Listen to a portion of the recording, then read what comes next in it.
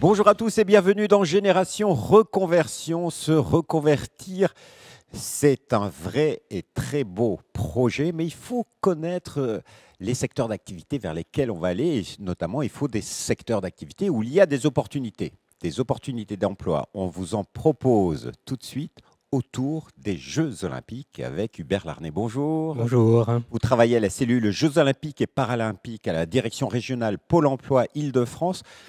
Il va y avoir énormément d'offres d'emploi pour ces JO 2024. Oui, effectivement, les Jeux Olympiques, ça peut paraître loin. Les Jeux Olympiques et Paralympiques, ça peut paraître loin. Mais en fait, c'est dès aujourd'hui que les entreprises recrutent. Et donc, les besoins sont déjà extrêmement importants. Alors, justement, quels sont les secteurs, quels sont les métiers qui recrutent dans le cadre de cette magnifique aventure? Oui, vous avez raison de le dire. C'est plusieurs secteurs qui recrutent, parce que quand on pense aux Jeux Olympiques, on pense au sport. Mais en fait, c'est beaucoup de secteurs différents. Au total, on a 150 000 emplois pour les Jeux Olympiques, donc c'est quand même quelque chose d'extrêmement conséquent. Et puis plusieurs secteurs qui recrutent. Alors en premier lieu, la sécurité.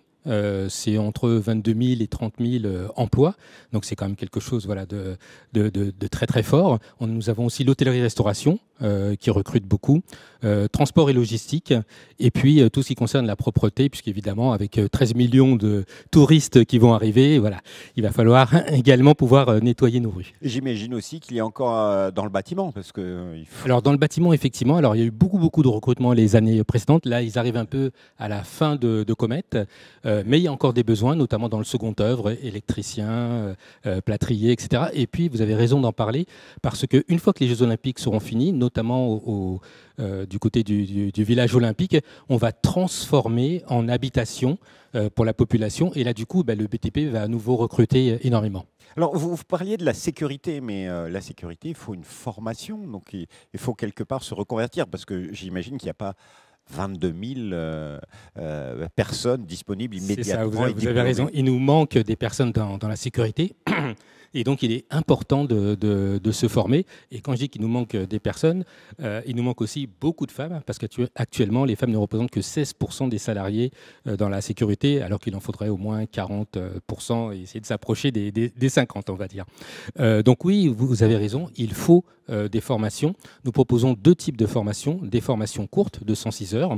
Donc là, c'est pour des métiers de la sécurité événementielle, comme la Coupe du Monde de rugby en 2023 ou les Jeux Olympiques en 2024. Et puis une formation un peu plus longue, un peu plus polyvalente de 175 heures. Peut-être pour être un peu plus clair, parce que c'est vrai que 106 heures, 75 heures, on parle rarement comme ça dans la vie de tous les jours. 175 heures, c'est à peu près 5 semaines et 106 heures, c'est à peu près 3 semaines. D'accord. Et ça, c'est en passant par Pôle emploi? Oui, tout à fait. Alors, on a un numéro que les gens peuvent consulter ou un QR code. Ils le flashent et ils arrivent directement auprès de nos conseillers et on peut les amener vers une formation. Voilà, sur tous ces métiers, ils sont regroupés, j'imagine, sur un site internet. C'est emploi2024.fr. C'est un site de Pôle emploi. Alors, comme on aime beaucoup les choses, on a deux sites. On a pôle emploi.fr, effectivement, sur lesquels ils peuvent se diriger comme d'habitude et voient notamment les informations sur les métiers. Et puis on a Emploi 2024, dont vous parliez, où il y a les offres, mais aussi tous les événements à venir, comme l'événement que vous organisez aujourd'hui, pour pouvoir voir directement les employeurs en physique. Et donc, vous allez pour ces Jeux Olympiques et Paralympiques, vous allez accompagner les personnes qui aimeraient bien travailler pour cette superbe aventure? Oui, parce que les personnes se posent beaucoup de questions. C'est vrai aussi qu'il peut y avoir certains clichés qui peuvent exister sur certains métiers. Et donc, c'est important de pouvoir accompagner les personnes, répondre à leurs demandes. Et puis, parfois, il y a des spécificités. Ils peuvent avoir besoin d'aide à la mobilité. Ils peuvent avoir... Enfin, voilà.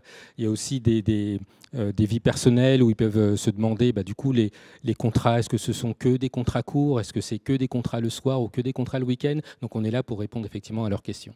Voilà, justement, moi j'en ai une. C'est bon. Et après, les JO, qu'est-ce qui se passe? Alors, dans le Oui. BTP, vous m'avez un petit peu rassuré, mais Oui. pour tous les autres métiers? Alors, en fait, tous les métiers dont j'ai parlé sont des métiers, ce qu'on appelle des métiers porteurs, des métiers qui recrutent. Par exemple, si on reprend la sécurité, entre 2021 et 2022, on était à plus 15% d'offres. Et donc, et si on regarde sur 10 ans, la progression est encore plus forte, hein, c'est x3.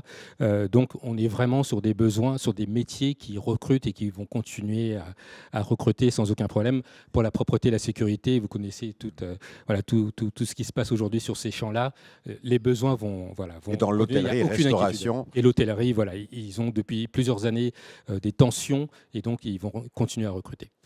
Et donc, c'est une belle opportunité de peut-être se reconvertir vers ces métiers, passer par cette belle aventure. C'est le conseil du jour de... Ah oui, oui, et pouvoir dire j'y étais. J'ai vu les coulisses, j'ai vu les athlètes, j'y étais. La dernière, c'était en 1924, hein, quand même, faut se le rappeler. Contrairement à ce que mes cheveux blancs peuvent laisser croire, je n'étais pas né.